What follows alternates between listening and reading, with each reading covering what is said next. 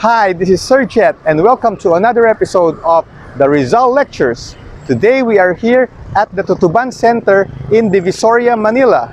And we are here at the original or the very first train station in the Philippines. This was inaugurated in 1892.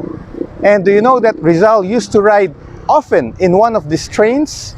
Yes, he rode many times going to Central Luzon to recruit members of the La Liga Filipina.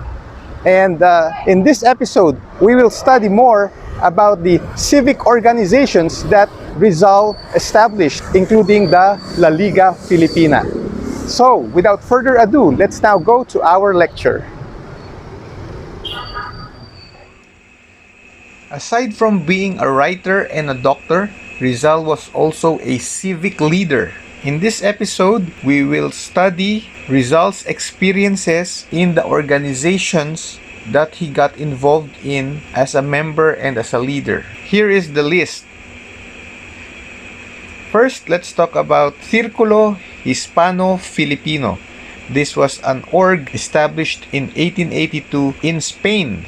Its founder was Juan Ataide. Its members were mostly Filipinos studying in Spain, and they put up this org so that they can do something about the social issues and problems they had in school and in Spain in general. They had a newspaper, the Revista del Círculo Hispano-Filipino. This is the platform that they use to air their grievances about the Spanish government, about school life, and the likes.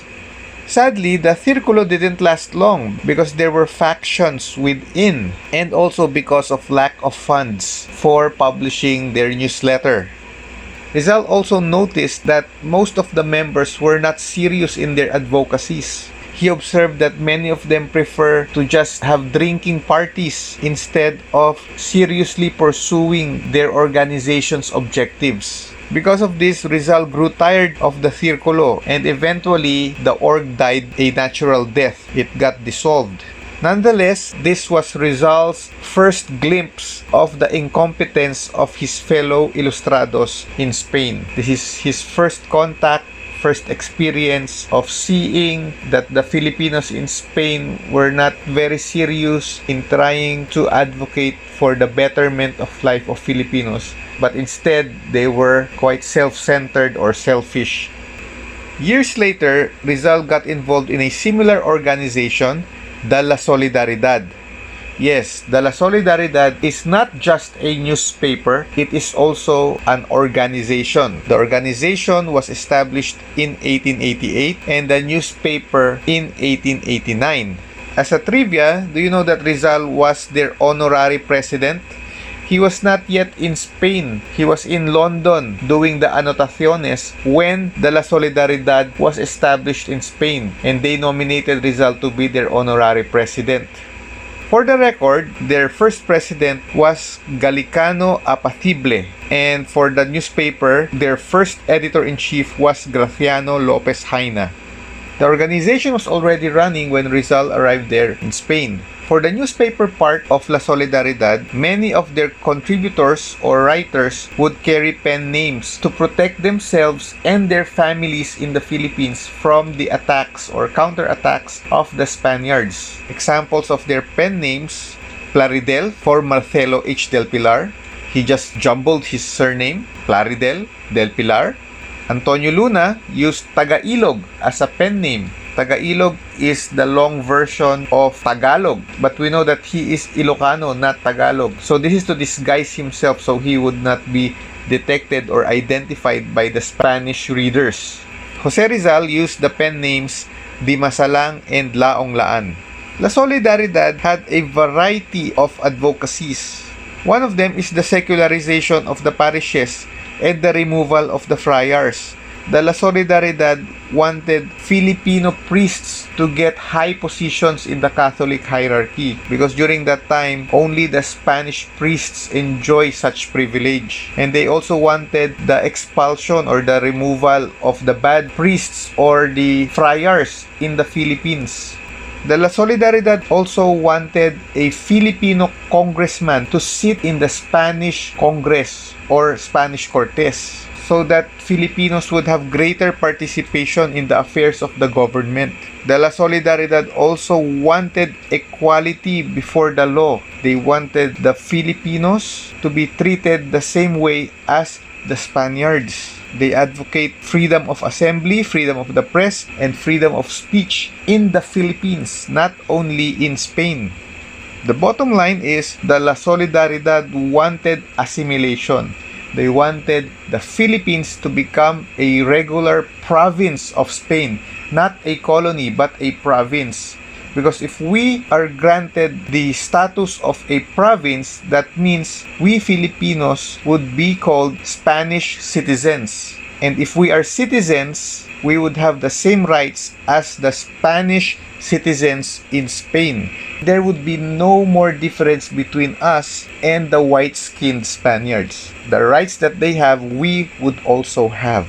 At first, the organization seems promising. They had a lot of members, including Europeans who are sympathetic to the Filipinos' cause, like Ferdinand Blumentritt, Rizal's friend from the Austria-Hungary Empire, and Miguel Moraita, a Spanish lawyer, professor, and politician who sympathized very much with the Filipinos.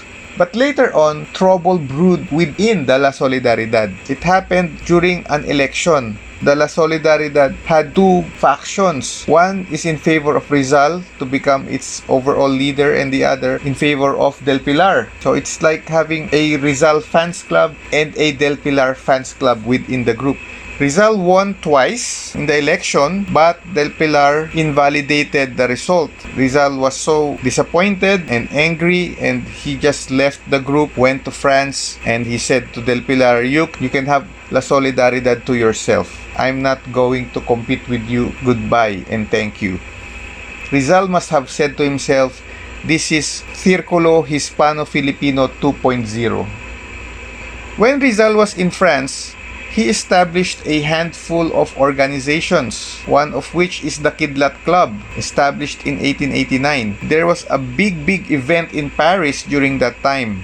It's called the Universal Exposition of 1889. It was an international fair to celebrate the 100th anniversary of the French Revolution. It was also the time when the Eiffel Tower was inaugurated. So there was a big and wide fair, like an enchanted kingdom, on a park in Paris. And several people from all over the world were there, roaming the streets, visiting the booths, and having a nice time. Then a group of Filipinos assembled spontaneously. They bumped to one another saying, hey, you're Filipino, I'm Filipino. Do you know some other Filipinos? And so they gathered more Filipinos, and they had now the Kidlat Club. Their initial aim was just to stroll around the city as a coherent social unit, like a tropa or a squad walking around in the fair. Rizal gave the name Kidlat Club because they got assembled so quickly, like a lightning. Later on, the Kidlat Club evolved into a more serious organization, and they called themselves the Los Indios Bravos. Rizal gave that name because he wanted to tell the Europeans and the other internationals in that fair that the Filipinos were a great people, a great race. Bravo means good or applaudable. Like bravo.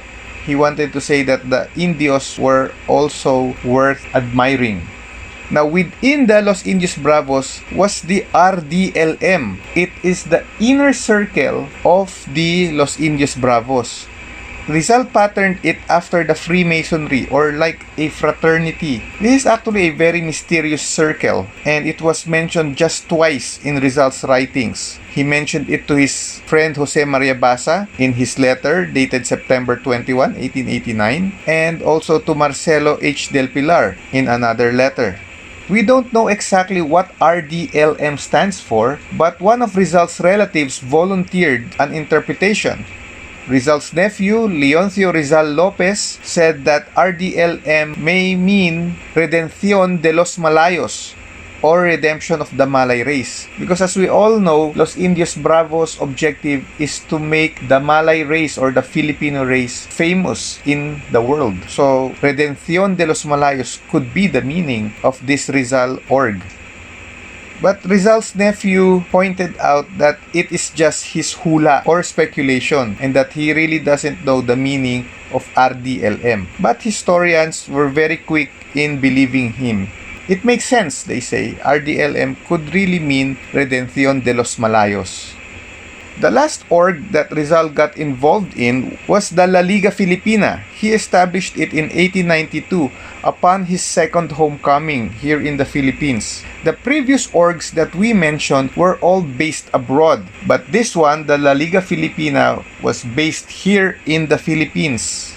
It was like a spin-off of the La Solidaridad. When Rizal established this, he had in mind the purpose of making the life of Filipinos better. Since he experienced failure in Europe, he wanted to have a direct hand here in the Philippines in advocating for reforms so that the life of Filipinos here in the Philippines would improve. Rizal tried to recruit as many members here in La Liga Filipina, and he had in his mind that this organization would be a self-help society. Members would be helping fellow members. How? One way is through the giving out of scholarships to deserving students and to give legal aid to those who need lawyers and to give out capital or pautang and setting up of cooperatives. Very nice, isn't it? The La Liga Filipina is a civic organization, not revolutionary. Its intention is purely peaceful. But the Spaniards thought otherwise. The Spaniards think that Rizal, being the writer of two radical novels, must be building a revolutionary org. So in just less than a week, Rizal got arrested and afterwards exiled in Dapitan for 4 years. So when Rizal got arrested and deported to Dapitan, the members of La Liga Filipina got discouraged because their leader was gone. And so the remaining members of La Liga Filipina got divided into two groups. One group is the Cuerpo de Compromisarios. These were the reformists. These were the elite, rich Filipinos who wanted reform. They wanted peaceful means to make the life of Filipinos better. But later on, this group got dissolved. The other group became the Katipunan. Most of their members were from the lower class. Andres Bonifacio was their leader. And Bonifacio, seeing that peaceful means would just go nowhere because the Spanish government was really close-minded, Bonifacio decided to take up arms to continue what Rizal started in La Liga, but to accomplish things using violence or through a revolution. As a conclusion, we can see that Rizal is a true leader. He has the heart for every Filipino to have a better life, and he wanted to rally every Filipino for that unified cause. Like most leaders, failure is not a stranger. Rizal also experienced failure in the orgs that he got involved in the Círculo Hispano-Filipino, La Solidaridad, and the La Liga. Nonetheless, we can say that he's a great leader. Looking back at his experience in the orgs he got involved in, he encountered problems like pride and egotism, individualism and apathy, and the Spanish government itself. Some analysts would say that Rizal was the right leader at the wrong time. He possessed all the qualities of a great leader, but sadly, he got arrested and he didn't get to practice his being a leader in a very big organization or in government.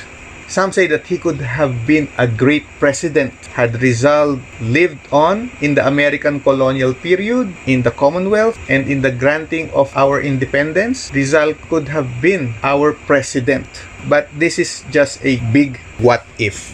Nonetheless, we have seen in this episode that Rizal possessed all the qualities of a great leader. It's now time to say goodbye. This is Sir Jet saying, see you in our next episode.